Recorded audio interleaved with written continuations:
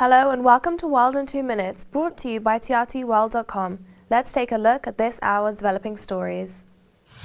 Norbert has become a hurricane in the Pacific well off the southern tip of Mexico's Baja California peninsula. The U.S. National Hurricane Center in Miami says Norbert reached hurricane strength, packing top sustained winds of 80 miles per hour. It is centered about 205 miles south of the Baja Peninsula. Forecasters say Norbert is headed northwest and expected to approach the southern tip of the peninsula Thursday and trek nearly parallel to the Pacific coast Friday.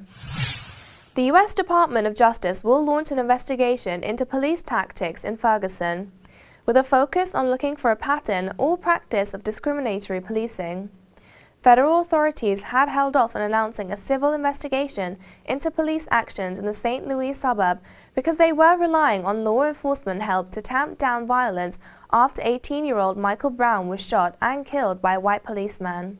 Under Attorney General Eric Holder, the Justice Department has investigated police tactics in more than 24 cities, sometimes finding mistreatment of minorities and patterns of excessive force.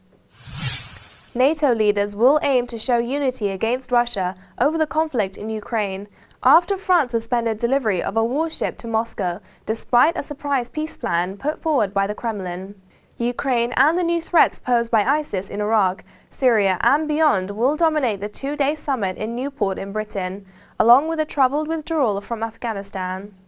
NATO head Anders Fogh Rasmussen warned that Russian intervention in Ukraine is the most serious security threat since the Cold War, one which the 28 member states ignore at their peril.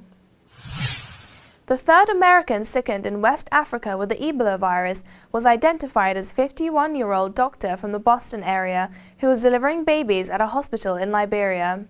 Bruce Johnson, the president of the missionary group SIM USA, which sponsors the work of the doctor Rick Sacra, said at a news conference that it was not clear how he had contracted the virus.